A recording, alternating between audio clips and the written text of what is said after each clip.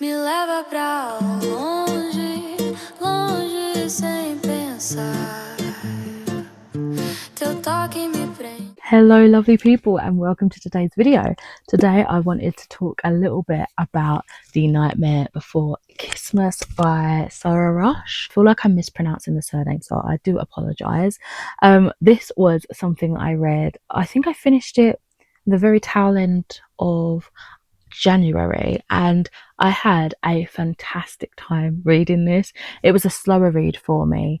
The font was much smaller than I anticipated, so it did take me a little while to get through, but every time I picked this up I had the best time. So we are in this world, I guess, that's not too dissimilar from the world we know, but there is a little sprinkling of magic in there. So we have the Prince of Christmas, Cole, who is kind of tired of his dad, who's the reigning Santa Claus, just hoaxing these events for PR stunts and trying to make the family look in the best light as possible and really spread that Christmas joy, which feels to be very fabricated and cheap to what Cole remembers back when he was a kid.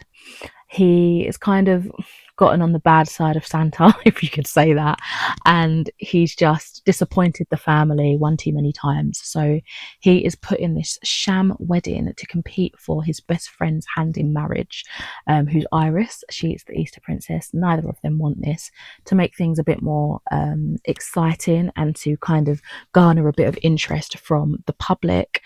Hex, the Prince of Halloween, is dragged into this sham engagement story to also try and vie for Iris's hand in marriage. Hex and Cole have a little bit of history between them, and it's interesting to see how they both react when they begin to realise that that was the person that they may have known before. And yeah, it was honestly such a fantastic, sweet, a little bit spicy Mau romance with lots of bi rep as well, which I loved.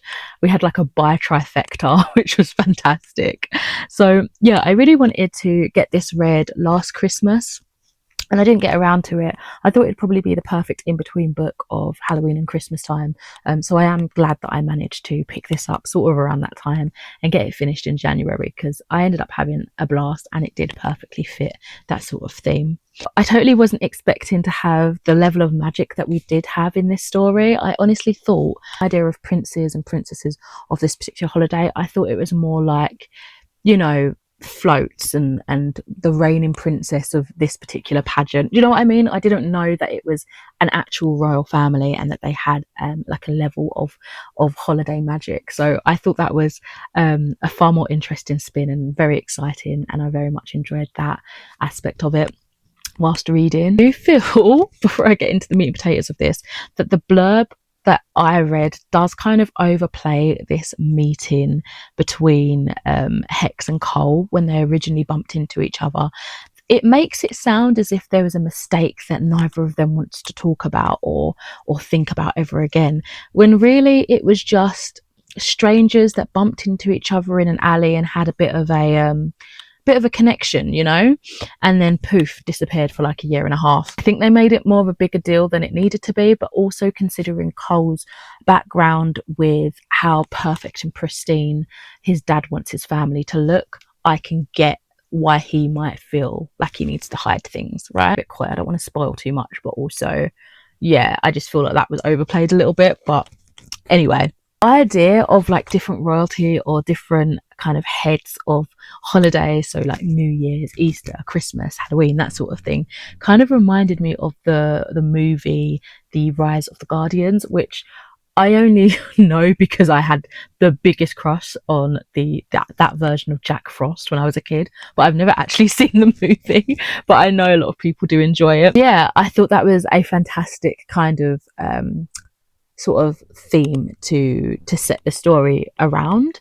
Also, of course, you know, The Nightmare Before Christmas, there's definitely some influence with that movie, which is one of my all-time favorites. The main things that I really enjoyed about this story was that so many of the characters actually talked about their emotions, particularly Cole. Like, you could tell that he was beating himself up about things and suffering in silence, but he also still was vulnerable and spoke about his feelings and his emotions and wanted to do better, because everybody kind of looks at him as the laughing stock of the family, like he's good looking heir to the throne, but he's not super serious about the role. He doesn't really care about Christmas, and that couldn't be further from the truth.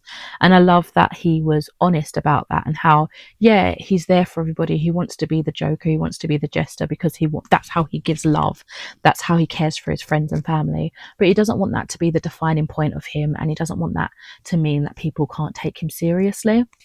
So there was a lot of personal growth there, and just finding himself and kind of crafting himself to be the Santa that he would want to be and that he would be proud of. And I thought that was fantastic. And of course, along the way, we have this fantastic blossoming romance between him and Hex. And we also have this beautiful like trio friendship between Iris, the Easter princess, and Cole's brother as well, Chris. So I thought that was a beautiful like relationship they all had there, both the brotherly bond but also as a friendship group. That was so lovely, and how they welcomed Hex as well. I thought that was fantastic. Back to Chris and Cole, the sibling relationship there was absolutely fantastic. I know I keep saying that, but it was perfect to me. It absolutely broke me. It was, you know, the mixture of being a bit competitive at times with each other, but there was honest, heartbreaking moments there too. And, you know, they kind of came together in their shared grief. And when they could finally be vulnerable about things that were eating them up inside, it was such a pure and honest moment. I just loved it. It had a joviality in it. There were serious moments. It just felt like a genuine relationship, which I adored to read. One thing that I absolutely adored also was the descriptions of clothes in this. That sounds like such a random thing, but Hex is such a fashionista. I definitely need some of the pieces that he has in his wardrobe in mind, because the clothing he was coming out with, styling himself, was chef's kiss, honestly. So I would say this book is generally kind of a rom-com with a little bit of magic. It's very light-hearted. We do touch on some more difficult topics, and I think topics that were handled quite well, even if they were brushed over in passing, or if we had a more detailed, involved conversation on certain things. I think they were handled quite well. So we do have things such as, you know, toxic family, cohesion and control, being a child growing up in the spotlight with cameras at every corner and every avenue, and how that can really mess with you as you grow up, and, you know, your self-esteem, your confidence, that sort of stuff. Who are you really?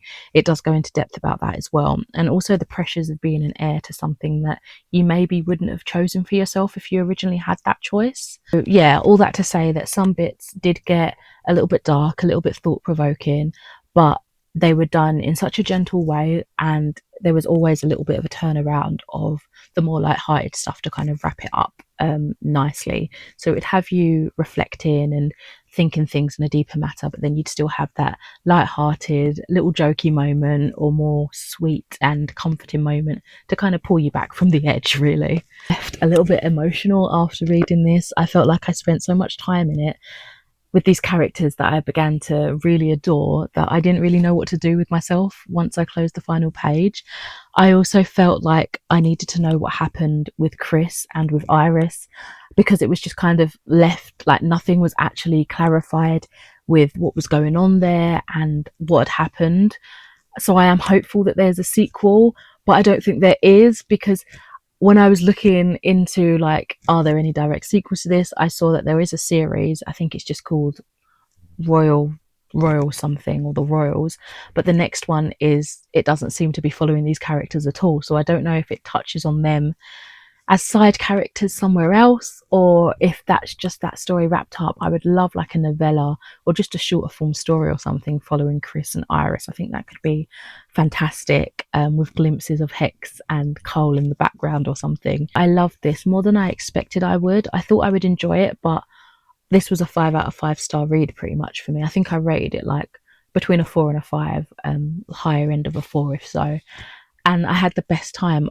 If this was a movie or a TV show or something like that, I think I would eat it up as well. And I feel like the fashion and the food would be beautiful on the screen, because in my imagination, it was making me hungry and it was making me want to model and walk down the runway.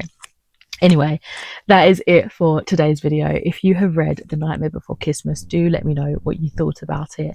If you've read any other books by this author too, because I think I recognised this author had written YA fantasy before.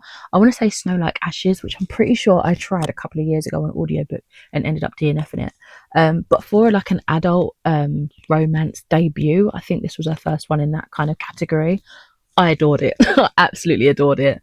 Yeah, so if she does anything more like this with a bit of magic in it, but it's kind of romance contemporary, I would totally be up for reading that. Anyway, thank you so much for watching, and I shall catch you in another video soon. Bye.